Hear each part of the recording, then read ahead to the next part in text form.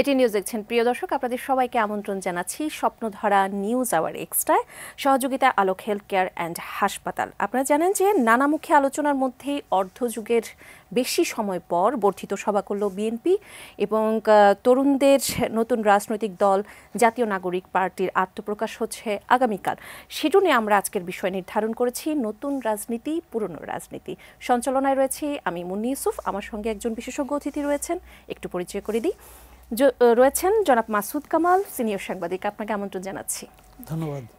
এই যে নতুন একটি রাজনৈতিক দলের আত্মপ্রকাশ হচ্ছে আগামীকাল এবং সম্প্রতি এক সেমিনারে জনাব রেহমান সোবহান তিনি বলেছেন যে দুই প্রধান দলের বাইরে সত্যিকার অর্থে বড় রাজনৈতিক দলের আত্মপ্রকাশের চেষ্টা এবারই প্রথম। আপনিও কি তাই মনে করেন?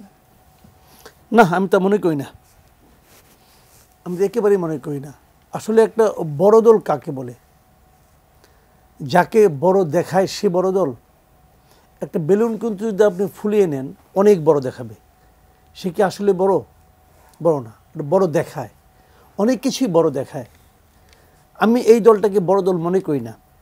এই কারণে মনে করি না, দেখেন একটা গাছ, একটা গাছ কতটুকু টেকসই হবে সেটা কিন্তু নির্ভর করে যে মাটির উপরে আপনি যতটুকু দেখেন তার উপর না, মাটির নিচে গাছটার শেকড় কতটুকু আছে তার উপর নির্ভর করে। এবং মাটির নিচে শেকড় যেতে সময় লাগে, শেকড়েরও সময় লাগে, মাটিরও সময় লাগে সেই শেকড়টাকে আঁকড়ে ধরার। এটা এত দ্রুত হয় না। এই দলের কোনো হোমওয়ার্ক নাই। এই দল একটা ঘটনার প্রেক্ষিতে সামনে চলে এসেছে, এসেই তারা দাবি করা শুরু করেছে যে তারাই এই আন্দোলনের মূল ক্রেডিট তারা নেওয়ার চেষ্টা করেছে। তারা বলার চেষ্টা করেছে আমরাই আন্দোলন সফল করেছি, আমরাই শেখ হাসিনাকে নামিয়েছি, আমরাই অমুক করেছি, আমরাই তমুক করেছি, অতএব সব কিছু আমাদের হাতে থাকবে, আমাদেরই হাতে দেশ গড়ার দায়িত্ব থাকবে, আমরাই দেশ গড়ব, এরকম কথা এরা কিন্তু অলরেডি বলা শুরু করেছে। এই বিষয়টাকে এদেশের সাধারণ মানুষ ভালোভাবে নিয়েছে কিনা তারা এই দিকে একবার তাকায়ও নাই। যে কারণে এই দলটা বড় হয়ে ওঠার প্রচুর সম্ভাবনা থাকা সত্ত্বেও এরা কিন্তু মানুষের মধ্যে তাদের সে আস্থাটা তৈরি করতে পারেনি। এটা হলো রিয়েলিটি। সারা দেশের মানুষ এখন কোনো সংকটে অথবা কোনো দুর্যোগে কোনো আপনার ঝামেলায় পড়লে তারা কিন্তু এই ছাত্রদেরকে মনে করে না এরা আমাদেরকে রক্ষা করবে, মনে করে না। আপনি গ্রাম একদম মাঠ পর্যায়ে প্রশাসনে যান, সেই প্রশাসনেও সমন্বয়ক শব্দটা একটা আতঙ্কের নাম, ভরসার নাম না। যতক্ষণ পর্যন্ত এরা ভরসার নামে পরিণত না হতে পারবে ততক্ষণ পর্যন্ত এই সংগঠনের শেকড় মাটির গভীর পর্যন্ত পৌঁছাবে না। এখন সেটাকে বড় দেখাচ্ছে এই কারণে তারা সরকারি আনুকূল্য পাচ্ছে। এই দল গঠনের পেছনে সরকারের ভূমিকা আছে। যদি কিংস পার্টি বলতে কোনো কিছু থাকে, এটা হচ্ছে কিংস পার্টি। সরকারের আনুকূল্য পাচ্ছে বলেই যে দলের কোনো শেকড় নাই, যে দলের উদ্যোক্তাদের কোনো ইনকাম নাই, যে দলের প্রধান যিনি আহ্বায়ক হতে যাচ্ছেন নাহিদ ইসলাম, উনি বলেছেন যে ওনার ব্যাংকে 6 মাসে মাত্র 10 লাখ টাকা ঢুকেছে, ওনার এখন মাত্র 1 লাখ টাকার স্থিতি আছে। একটা 2 লাখ লোকের একটা সমাবেশ ওনারা করতে চাচ্ছেন কালকে। 2 লাখ লোকের একটা সমাবেশ করতে কত টাকা ব্যয় হয় আপনি জানেন? কত কোটি টাকা ব্যয় হয়? টাকাটা কোত্থেকে আসবে? এই টাকাটা কোত্থেকে আসছে আপনি আমাকে এটা বোঝান ভাই। এবং এই টাকাটা যদি বলবে আমাদের শুভানুধ্যায়ীরা দিচ্ছে, কোনো শুভানুধ্যায়ী নাই বাংলাদেশে। কে শুভানুধ্যায়ী? নাম দেখ। সবগুলি শুভানুধ্যায়ী নাম এবং তালিকা আমি দেখতে চাই যে আমার এই শুভানুধ্যায়ী 1 লাখ টাকা দিচ্ছে, এই শুভানুধ্যায়ী 1 কোটি টাকা দিচ্ছে, দেখ নামের তালিকা দেখতে চাই। এই অনুষ্ঠানে কত টাকা খরচ হয়েছে তার একটা তালিকা আমি দেখতে চাই। দেখাতে পারবে? ট্রান্সপারেন্ট হোক, ট্রান্সপারেন্ট দেখতে চাই, ট্রান্সপারেন্সি দেখাতে পারবে না? পারবে না। এটা আরেকটা গড্ডালিকা প্রবাহে ঢুকছে। এবং আমি মনে করি না রেহমান সোবহান সাহেবের বয়স হয়েছে, ওনার প্রতি আমি শ্রদ্ধা রেখে বলছি, উনি ঠিক বলেন নাই। উনি বাংলাদেশের পলিটিক্যাল পার্টির কালচারটা বুঝতে পারছেন বলে আমার কাছে মনে হয় না। এটা সেই তৃতীয় দল, প্রত্যাশিত তৃতীয় দল হতে যাচ্ছে না। দলটা শুরু হওয়ার আগেই নিজেদের মধ্যে কামড়াকামড়ি শুরু হয়ে গেছে পদ নিয়ে। আমি আজকের পত্রিকায়, বিভিন্ন পত্রিকায় এই দলের 7 জন লোকের নাম পাইছি, যারা নাকি 7 জন লোক থাকতেছে। নাহিদ ইসলাম, আখতার হোসেন, সার্জিস আলম, তারপরে আপনার হাসনাত আবদুল্লাহ, আব্দুল হান্নান মাসুদ, এরকম পেলাম। এই সবগুলি ঢাকা ইউনিভার্সিটির। এই প্রসঙ্গেই যদি আরেকটু আসি, যে নতুন ছাত্র সংগঠনের আত্মপ্রকাশ ঘটেছে 26 ফেব্রুয়ারি এবং বৈষম্যের অভিযোগ রয়েছে, হাতাহাতি, কমিটি নিয়ে প্রতিযোগিতা, এবং যারা একসাথে, আমার প্রশ্নটা হলো যারা একসাথে জুলাইয়ে রাজপথে ছিল তাদের মধ্যে এই যে বিভাজন এত অল্প সময়ের মধ্যে কেন আমরা দেখতে পাচ্ছি? এটাই তো মূল কথা। এই অল্প সময়ের মধ্যে বিভাজনের পেছনে একাধিক কারণ আছে। আমি 2-3টা কারণ বলি আপনাকে। প্রথমত কারণটা হলো ক্ষমতা এবং প্রাপ্তিযোগের আকাঙ্ক্ষা। তারা ভেবেছে এখানে আমি যদি থাকতে পারি, আমি নেতা হই, আমার প্রাপ্তিযোগটা আমার খুব স্মুথ হবে। প্রাপ্তিযোগটা কী ধরনের? আমি এই জাতীয় কি এটার নাম করেছে ছাত্র সংসদ না কি নাম বানাইছে, আমি যদি এই দলের প্রধান হই, আমি যে কোনো সময় সচিবালয়ে ঢুকতে পারবো, আমি যে কোনো সময় তদবির করতে পারবো, আমি বলতে পারবো আমি এই সংসদের আমি সভাপতি, আমি সেক্রেটারি। মানে যে জিনিসটা আগে ছাত্রলীগের ছিল, ছাত্রলীগের একটা গুরুত্বপূর্ণ পদ পাওয়ার জন্য 1-1.5 কোটি টাকা ইজিলি সবাই খরচ করতে পারত। কেন বলেন কেন?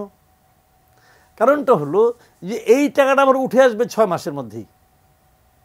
একটা উপজেলা পর্যায় পর্যন্ত একজন ছাত্রলীগের যিনি লিডার ছিলেন, উনি অবাধে থানায় যেতে পারতেন, এর নামে মামলা করেন, ওকে ধৈর্য আনেন, ওরে বাইন্ধা আনেন, ওরে পিটারাই না, এগুলো বলতে পারতো, ইনস্ট্রাকশন দিতে পারতো।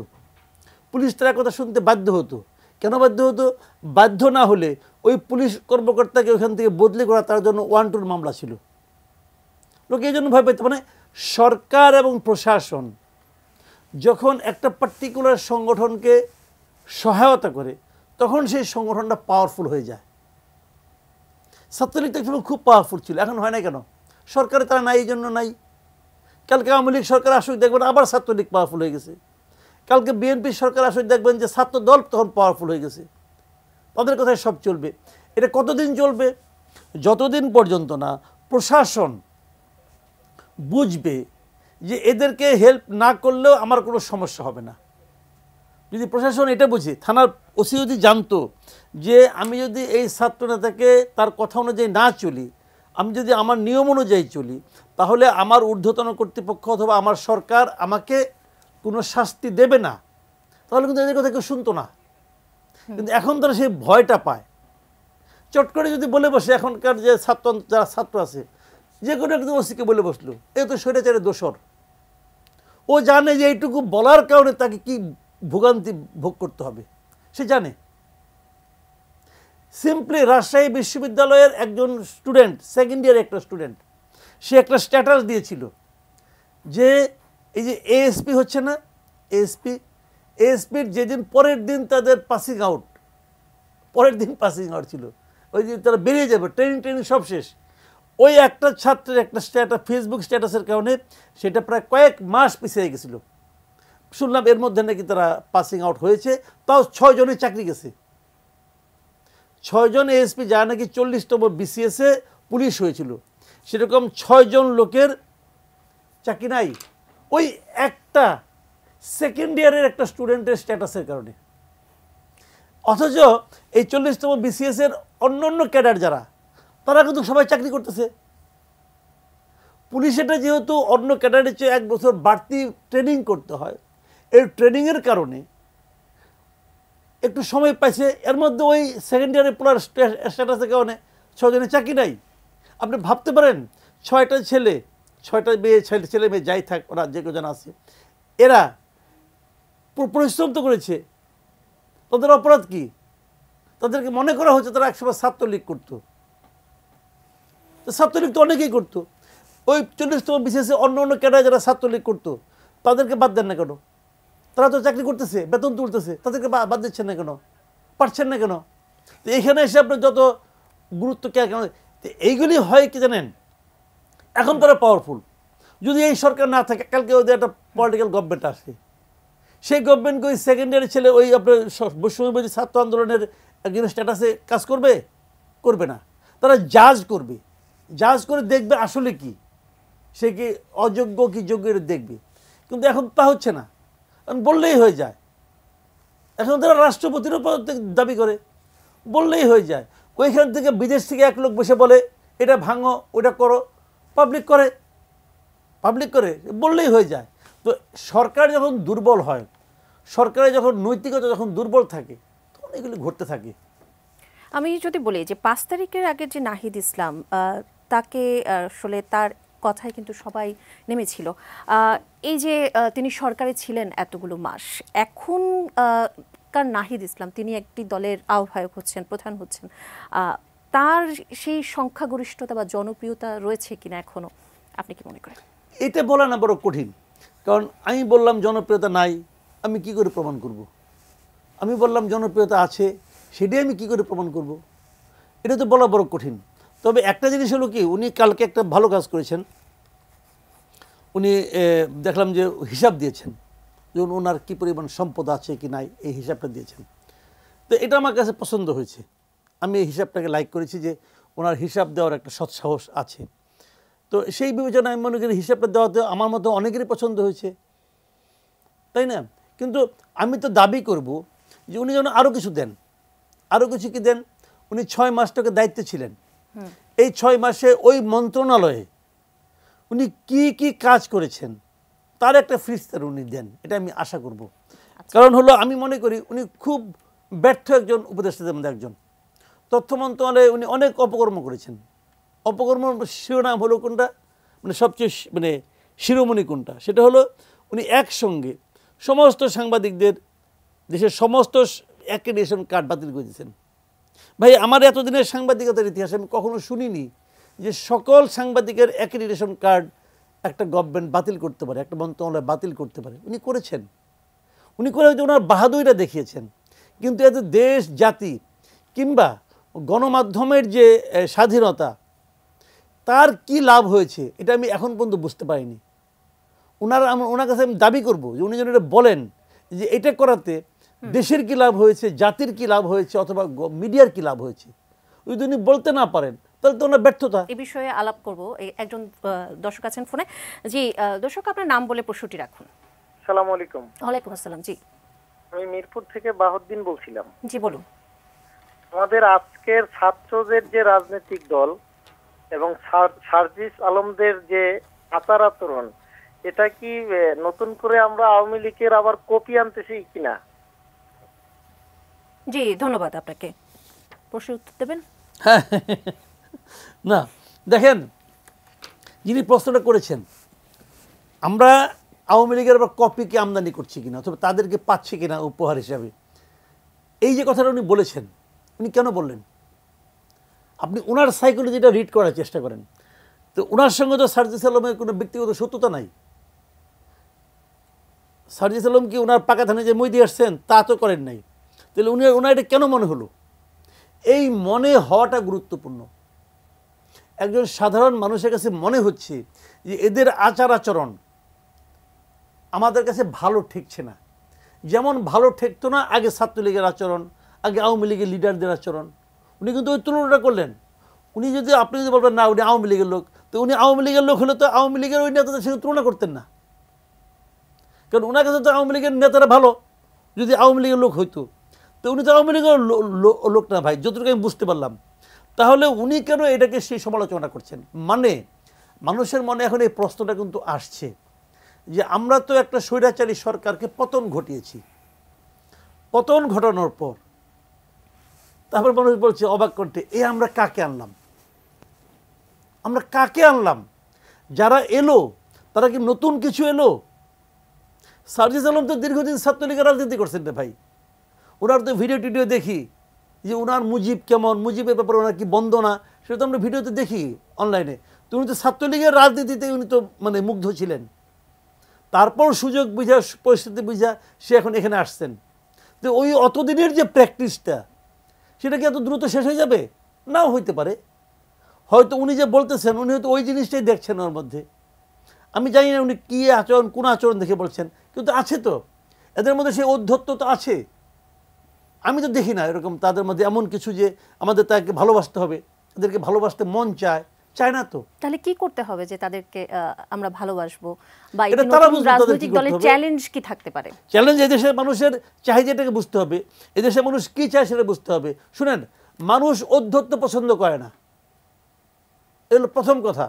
আপনি কাউকে পাত্তা দিচ্ছেন না, একে বাতিল করো, এরে বাদ দাও, এরে ছুঁড়ে ফেলো, এই ধরনের অ্যাটিটিউড মানুষ পছন্দ করে না। এরা প্রথমে এসেই কী করলো, সংবিধান মানি না, বঙ্গবন্ধু মানি না, ৭ই মার্চ মানি না, সব মানি না। তো এটা তো মানি না কোম্পানি হয়ে গেছে। তাহলে এতদিন যারা এগুলো করছে, এগুলি কি মানে বাড়াবাড়ি ছিল? আমি অস্বীকার করবো না, শেখ হাসিনার অনেক বাড়াবাড়ি ছিল। সে যে সব কিছুতে তার বাপের নাম বসানো, তার মায়ের নাম বসানো, তার ভাইয়ের নাম বসানো, ভাইয়ের বউয়ের নাম বসানো, এই যে সেগুলি যেগুলি সে করছে, এগুলো টু মাচ। উনি মনে করতেন, উনি বলতেন না তো এই দেশটা আমার বাপ স্বাধীন করে দিয়ে গেছে। আসলে কি তাই করছে? তো তো করে না। একজন লোক ওনাকে দেশ স্বাধীন করতে পারে নাকি? এটা কি মানে আপনার টেবিলে বসে স্বাধীন হয়েছে নাকি? যে কাগজ দিয়ে সিগনেচার এগুলো তা তো হয়নি রে ভাই। এই দেশে যদি শেখ মুজিব যদি সব স্বাধীন করে দিত, তাহলে এই যে 30 লাখ লোক মারা গেল, এগুলি কেমনি মারা গেছে? এদের জীবনে কোনো মূল্য নাই। তো এটা তো হয় না। স্বাধীন কখনো একা করে না। শেখ হাসিনা প্রচার করার চেষ্টা করছে যে আমার বাপ স্বাধীন করছে। এই কথা বলার মাধ্যমে সে পুরো জাতিকে অপমান করছে। তার বাপকে উপরে তুলতে পারে নাই। তার বাপকে উপরে তোলার চেষ্টা করে কি হয়েছে, এখন তার পরিণতি আমরা দেখতেছি তো। শেখ মুজিব, বঙ্গবন্ধু শেখ মুজিব একজন জাতীয় নেতা। জাতীয় নেতাকে সে আওয়ামী লীগের নেতা বানাই দিছে। যে কারণে আওয়ামী লীগের দলের যে পরিণতি, আওয়ামী লীগ দল বলবো না আমি, আওয়ামী লীগ সরকারের যে পরিণতি, সেই পরিণতির ফল তার মূর্তি, তার আপনার বিভিন্ন রকম কোলা যেগুলো ছিল সব এগুলো ভোগ করতেছে। নামকরণগুলি বন্ধ হচ্ছে একটা পর একটা, নামকরণ উঠে যাচ্ছে একটা পর একটা। এগুলো ওনার বাড়াবাড়ি কেমন হয়েছে? তো সেই বাড়াবাড়ি যেটা হয়েছে, সেই বাড়াবাড়ি আমরা আবার রিপিট দেখতে চাই না। আমরা এটা কোনো অবস্থাতে এটা আবার রিপিট দেখতে চাই না। কাজে বুঝতে হবে যে জনগণ আসলে কী চায়। জনগণ ঔদ্ধত্য পছন্দ করে না, জনগণ অপমান পছন্দ করে না। শেখ হাসিনা মানুষকে অপমান করছে। শেখ হাসিনা মানুষের কষ্ট নিয়ে রসিকতা করেছে। এই যে ওই দিন দেখলাম এক জায়গায় একটা ফেসবুকে একজন লিখেছে যে রমজান মাস আসতেছে, আমরা আমাদের আপারে খুব মিস করতেছি, এখন আমাদের ওই আপনার দিয়া কি মিষ্টি কুমড়া দিয়া বেগুনি বানানোর রেসিপি আমাদেরকে কে দিবে? তো এগুলো যোগ হচ্ছে ওনাকে নিয়ে হাসি তামসা হচ্ছে। তো এগুলো তো উনি ক্রিয়েট করেছেন। এর জন্য কিন্তু যারা এই রসিকতা করছে তারা দায়ী না, যিনি ওই রেসিপি দিতেন তিনি দায়ী। তিনি মনে করেছেন এটা আমার কোনো শেষ নাই, আমি অনন্তকাল থাকবো। তো অনন্তকাল এখন এরাও যদি মনে করে যে আমাদের উপরে কী আছে, আমরা যা বলবো তাই হবে। কালকে বললাম ওই ভবন ভাঙা হয়ে গেল, ওহ আমি কত পাওয়ারফুল। তো এরা যারা ভাবে এটারও শেষ আছে ভাই। ফোনে আরো দুজন দর্শক আছে। জি দর্শক, আপনার নাম বলে প্রশ্নটি রাখুন। আসসালামু আলাইকুম। ওয়ালাইকুম আসসালাম। জি বলুন। জি আমি ঝর্ণা বলছিলাম গাজীপুর থেকে। আমি মাসুদ সাহেবের কাছে আমার প্রশ্নটা হলো যে আমাদের প্রধান উপদেষ্টার উৎসাহেই ছাত্ররা এই সংগঠনটি করলো, রাজনৈতিক দল গঠন করলো। উনি বারবার তাদেরকে বলতেছিলেন যে তোমরাই আমাদের নেতৃত্ব দিবে আগামী দেশের। তার উৎসাহে যেহেতু দল গঠন হয়েছে, এটা জনগণ এখন বিশ্বাস করে, সাধারণ মানুষ বিশ্বাস করে যে ডক্টর ইউনূস সাহেবই তাদেরকে দল গঠন করার জন্য চাপে রেখে তাদেরকে দল গঠন করাইলো। এখন তাদের টাকার উৎসটাও কি উনি দিবেন কিনা, উনি ডোনার হবেন কিনা? যে টাকাটা উনি আপনার গ্রামীণ ব্যাংকের শ্রমিকদের 25 কোটি টাকা দেন নাই, সেটা উনি মামলা থেকে প্রত্যাহার করে নিয়েছেন। তারপরে দেশের যে ব্যাগ যেটা ছিল, গ্রামীণ ব্যাংকের যে ব্যাগ ছিল, সেই ব্যাগটা উনি প্রত্যাহার করে নিয়েছেন। সেই টাকাটাই কি ছাত্রদের মাঝে দিয়ে, তাদেরকে দিয়ে তার ডোনার হয়ে কি উনি দল গঠন করলেন কিনা? এইটুকুই আমার আপনার কাছে প্রশ্ন। জি ধন্যবাদ আপনাকে। আরেকজন দর্শক আছেন ফোনে। জি দর্শক, আপনার নাম বলে প্রশ্নটি করুন। হ্যালো। হ্যালো। জি শুনতে পাচ্ছি আমরা। মোহাম্মদ জুমারুল ইসলাম। জি বলুন। যশোর চৌগাছা থেকে বলছি। আমার প্রশ্ন, জি বলুন। আমরা শুনতে পাচ্ছি। বৈষম্য বিরোধী ছাত্র 3 জন সদস্য সরকারের ছিল, একজন পদত্যাগ করে দল গঠন করেছে, আর 2 জন কি রয়ে গেছে সরকারে, কি ওই দলের সহযোগিতা করার জন্য রয়েছে? আর যদি সহযোগিতা নাই করে তাহলে তো ওনারা পদত্যাগ করতে হবে। তাহলে তো বৈষম্য তো ওনারাই সৃষ্টি করছে। কেন মাসুদ ভাই আপনার? আরও একজন দর্শক আছে, তার প্রশ্নটি নিয়ে আমরা সবগুলোর উত্তর একবারে আপনার কাছ থেকে নেব।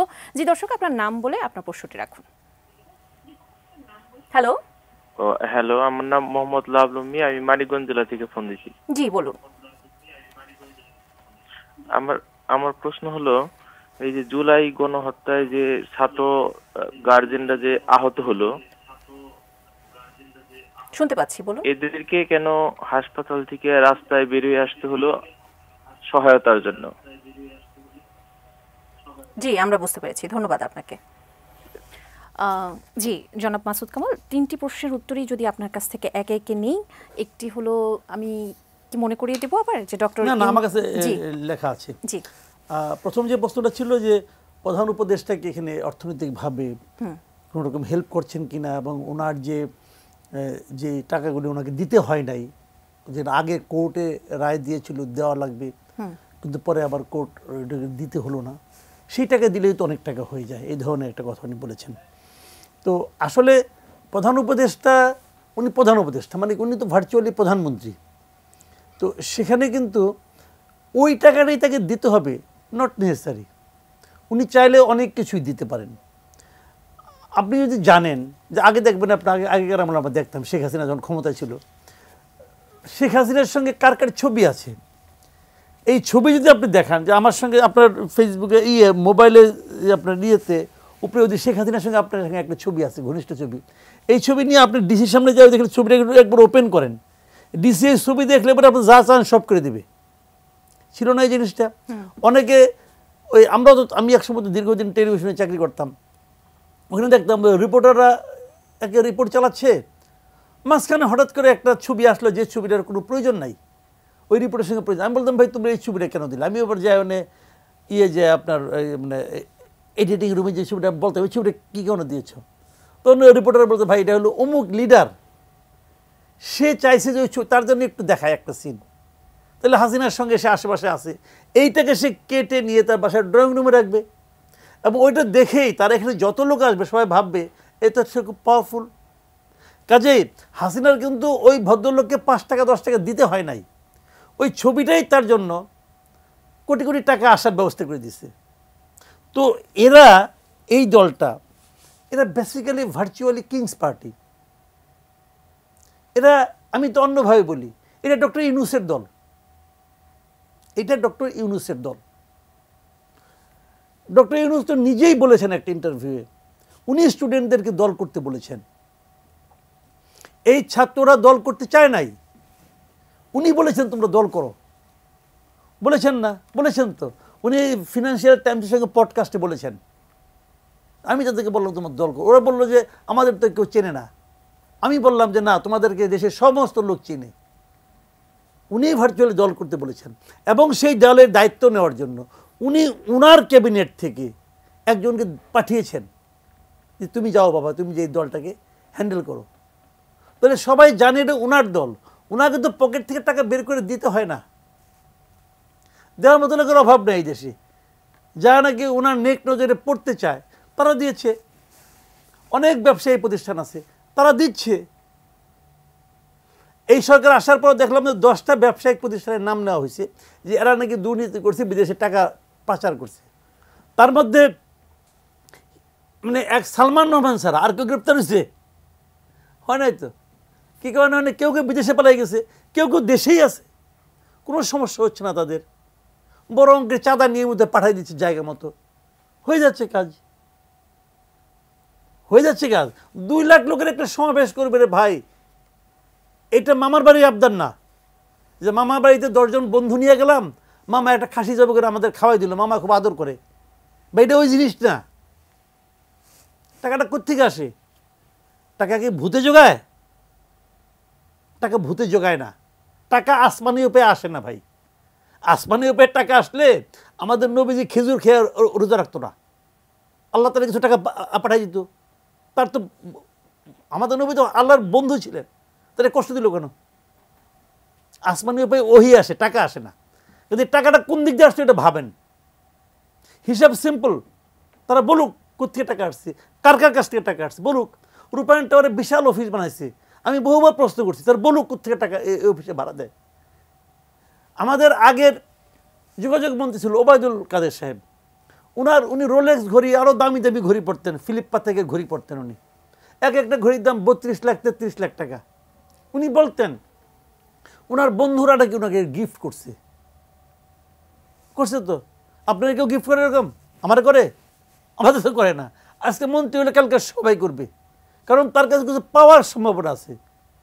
আপনার আমার কাছে কিছু পাওয়ার সম্ভাবনা নাই, কেউ গিফট করবে না ভাই, এটাই রিয়েলিটি।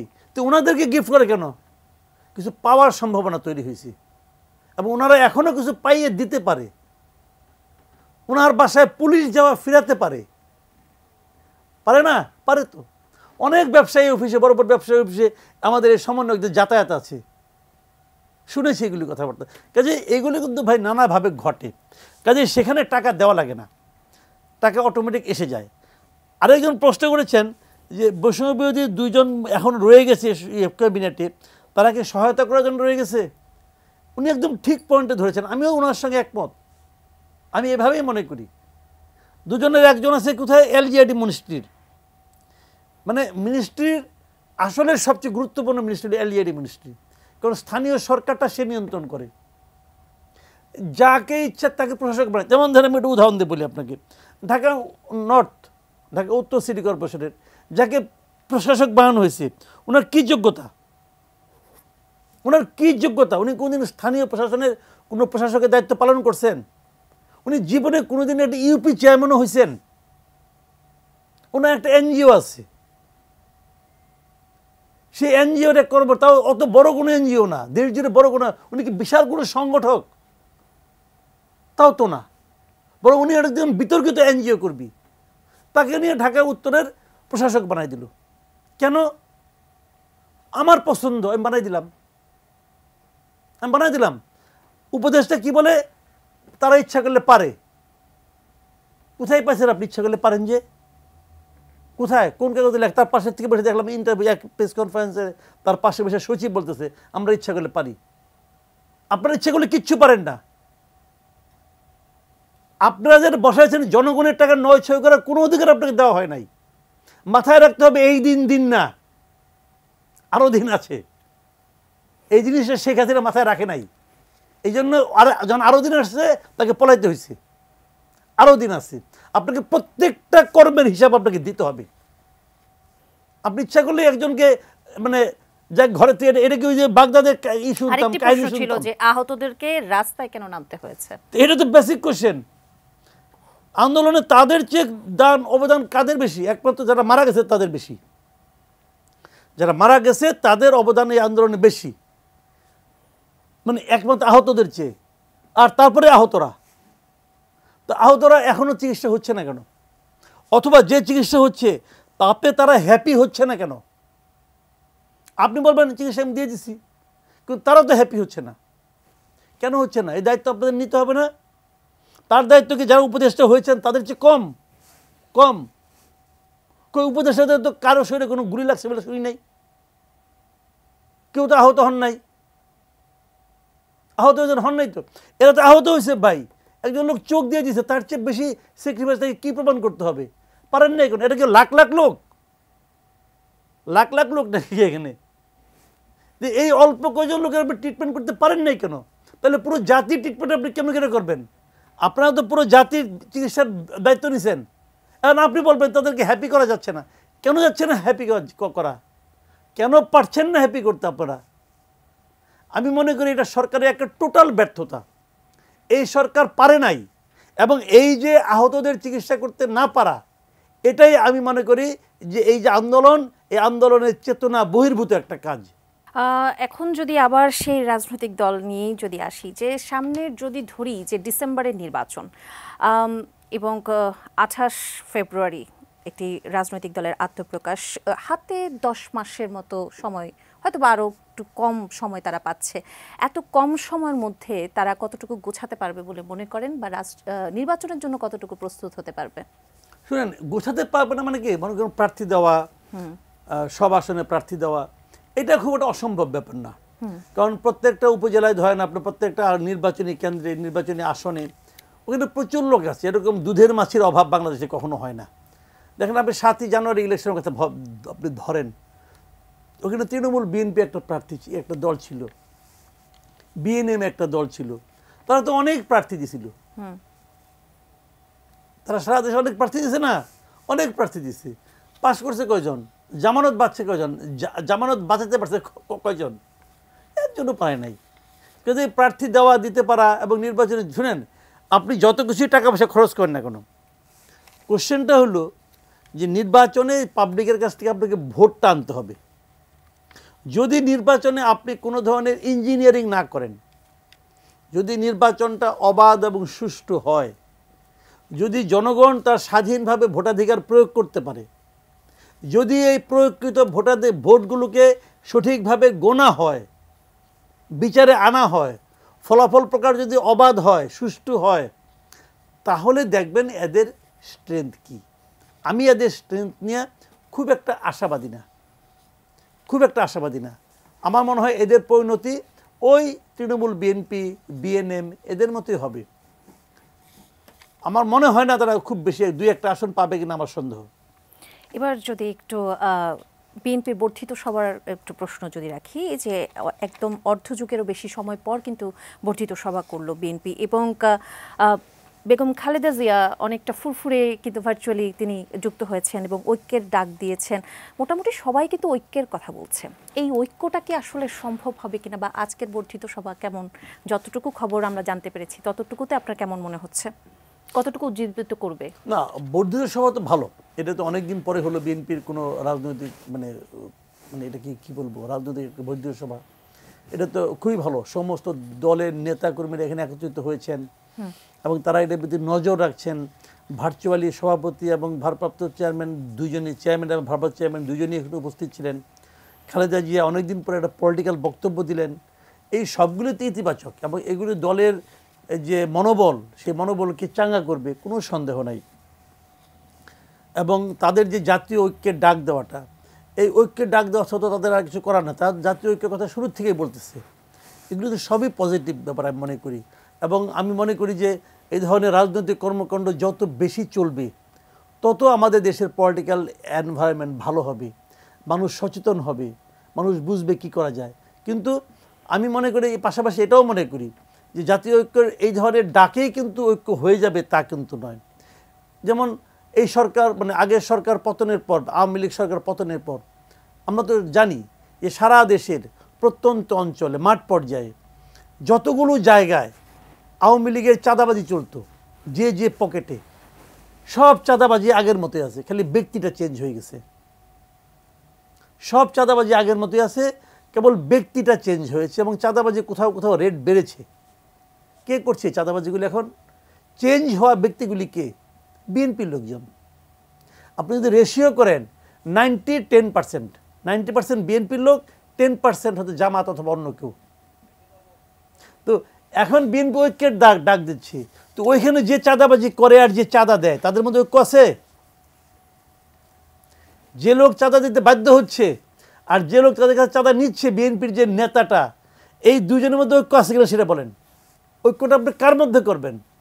আপনার নেতাকর্মীকে আপনি নিয়ন্ত্রণ করতে পারতেছেন? আপনি বিচ্ছিন্নভাবে 2-1টা জায়গায় যেগুলো সংবাদে আসতেছে সেগুলো শুনে শুনে আপনি কি করছেন?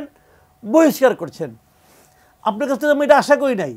আপনি এটা বহিষ্কার করে কি করবেন? দেশটা অনেক বড়। আজকে কি হতো, আমি আপনাকে সহজ একটা কথা বলি, আজকে কি করা যেত?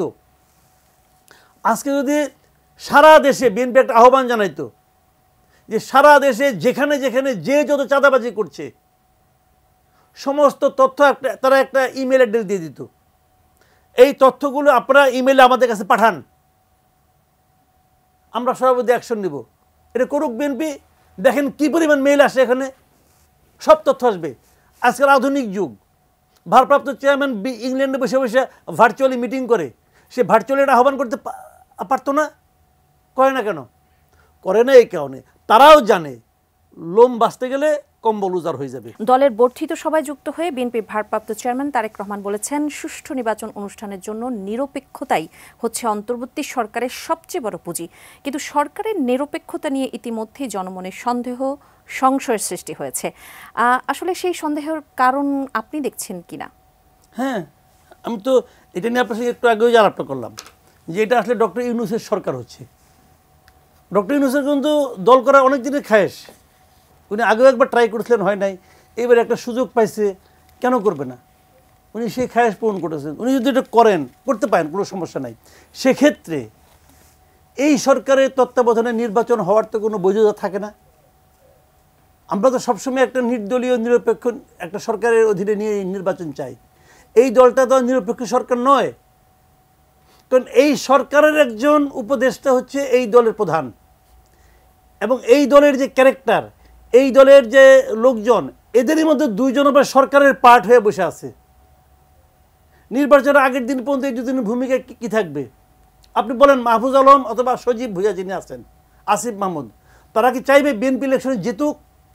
তারা চাইবে যে এরা জিতুক, স্টুডেন্টরা জিতুক, জাতীয় নাগরিক পার্টি এরা জিতুক, তারা এটা চাইবে। তাহলে এই দলের প্রতি তাদের এবং ডক্টর ইউনূস যিনি নাকি এই দল করার জন্য উৎসাহ দিয়েছেন, তার এদের কি একটা পক্ষপাত থাকবে না? থাকবে। নির্বাচনের সময় কি এই পক্ষপাতটা আরও স্পষ্ট হবে না? হইতে বাধ্য। ওনারা বলবেন যে না, আমরা নিরপেক্ষ থাকবো। এরকম নিরপেক্ষ থাকার কথা তো শেখ হাসিনাও বলছিল। তাতে কি আসে যায়? কে কি বললো সেটা ইম্পর্টেন্ট না, ইম্পর্টেন্ট হলো কে কি করলো। এটা বলছে আমি নিরপেক্ষ, কিন্তু আপনি আবার বলতেছেন তোমরা দল করো, তোমরাই সম্ভাবনাময়, তোমরাই করবা। তাহলে আপনি যদি এটা বলেন, তখন তো আপনি নিরপেক্ষ থাকলেন না। এবং আমি মনে করি এই সরকারের, এই ডক্টর ইউনূসের যে সরকার আছে, এই সরকারের এই নির্বাচন অনুষ্ঠানের আয়োজনের কোনো রকম নৈতিক অধিকার নাই, কোনো রকম নাই। তারা অলরেডি বিতর্কিত হয়ে গেছে এবং নিরপেক্ষতা হারিয়েছে। আমি মনে করি নির্বাচন হওয়া উচিত একটা নিরপেক্ষ তত্ত্বাবধায়ক সরকারের অধীনে, এবং এই সরকার সেই সরকার আর নাই। এরা সেই নিরপেক্ষতা তাদের নাই, এবং এটা হলে এটা গ্রহণযোগ্য নির্বাচন হবে না। আইন শৃঙ্খলা পরিস্থিতি নিয়ে একদম শেষ মুহূর্তে যদি কিছু, আইন শৃঙ্খলা পরিস্থিতি আমাদের মধ্যরাতের যিনি করেন আর কি, প্রেস কনফারেন্স করছিলেন, কালকে দেখলাম যে আবার উনি গেছেন, এই কি বলে আপনার ওই মানে একটা থানাতেও পরিদর্শন করছেন। আবার উনি বলছেন যে সোমবারের পর থেকে আর কোনো অপরাধ হবে না, উনি বলছিলেন, কিন্তু আজকের পর থেকে অপরাধ হবে না।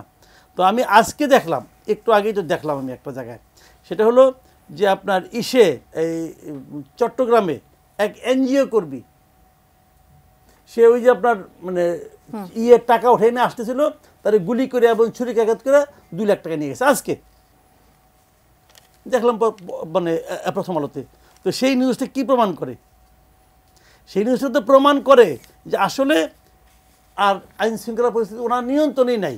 উনি বলতেছেন কিন্তু নিয়ন্ত্রণে নাই। এই যে আরেকটা নিউজ দেখলাম, দোহারে ডাকাতের সময় গ্রামবাসীর প্রতিরোধে গুলিবিদ্ধ হয়ে 7 জন আহত।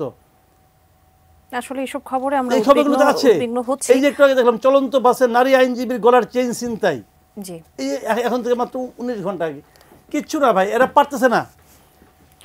আজকের মতো এখানেই শেষ করতে হচ্ছে। আপনাকে অসংখ্য ধন্যবাদ এবং কৃতজ্ঞতা জ্ঞাপন করছি আমাদের অনুষ্ঠানে আসবার জন্য। দর্শক, আজকের মতো এখানেই শেষ করছি। আপনারা ভালো থাকুন, সুস্থ থাকুন, সবসময় এটি নিউজের সঙ্গে থাকুন। ধন্যবাদ সবাইকে।